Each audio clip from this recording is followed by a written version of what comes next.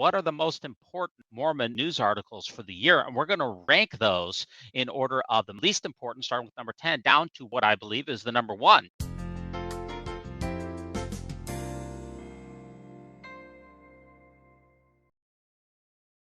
Okay, so our number 10 article of the year is the church announcing back in General Conference that they announced 18 temples just in the last General Conference. That's the one in October. And that brings the total announced or dedicated temples to 300, a nice even number of 300 total temples in the world. Our number 9 story for the year is Canada and Australia both had LDS tithing scandals that have taken place during the year. The LDS Church, it has the most valuable private real estate portfolio in the United States. They were able to find and confirm at $20 billion worth of holdings. But it is extremely likely that the church's holdings are much, much more significant because this was only the publicly available databases. At the National Press Club back in May, he responds to questions about church finances the only time that a senior church leader of the Quorum of the 15 of the presiding bishopric took questions, real questions from the media the entire year. Elder Bednar gave a number of fascinating glimpses into his mind and also the entire philosophy of the church. He spent about an hour and a half, and this is very important, Morgan, is that he spent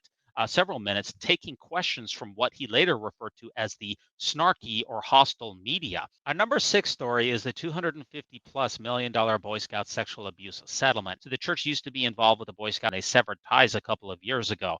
Well, when they severed those ties, there's been a number of class action lawsuits from different Boy Scout troops and also congregations, up to 80,000 litigants that have said that we were sexually abused by Boy Scout leaders while we were members of the Church of Jesus Christ of Latter-day Saints, and it's a huge lawsuit. So the church is bringing to the table $1 billion for these sexual abuse cases. That's an unprecedented number. The judge took that and threw it out and said, we don't think that that is enough money for 80,000 people because some of the most egregious cases could be multi-million dollars each. Our number 5 story of the year is long last photo of Mormon founder Joseph Smith emerges. Number 4. So the Washington, D.C. temple was shut down for 4 years for renovations. It was originally built in 1974, and it was the first temple after Nauvoo burned to the ground. It's the first time that Russell M. Nelson left Utah since 2019. He came out to dedicate this. In fact, all 3 members of the first presidency came out to dedicate this temple. That has not happened since the Italy temple back in 2019. That means that the church is placing a high priority on this temple.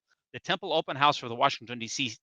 Temple set many records. The largest individual day, which is where 25,000 people went through the temple that day, which is, by the way, the day that I went through, and something like 500,000 people went through this temple. It unprecedented, never happened before. This is a really big temple. And this is what the most important thing is here, Morgan, is this is the only story out of the top 10 that actually went international. It's because of the visibility of this temple.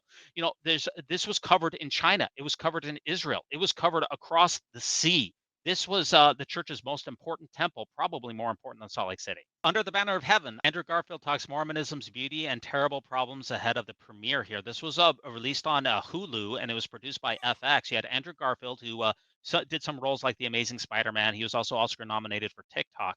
This was a 7-episode series that was released every single week. And that's why this is, it dominated the news cycle with the buildup and also being released for almost 3 months. Number 2, after 7 years of sexual abuse, how Mormon officials let it happen. So this was an article that was brought by Michael Resendez of the AP of the Associated Press. And there was a bishop, there was a family that was located in Arizona several years ago. And it was Mr.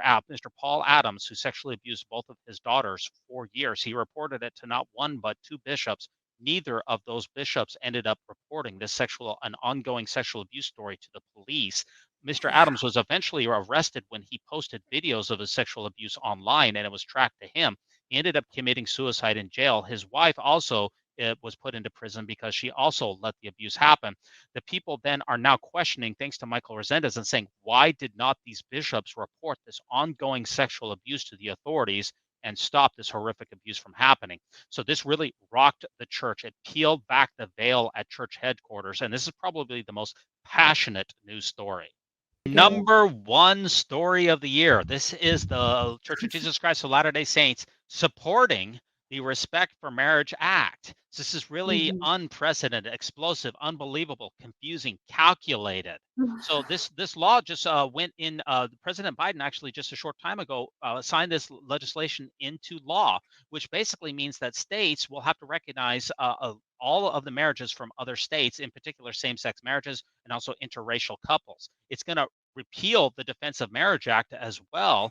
And it's incredible. The effects are not fully known. That the church went out and endorsed a bill which is in favor of same-sex marriage is directly opposite. If you think back to Proposition 8 back in 2008, when the church was on a complete other side of this issue in California, this is really just, this really melted the web.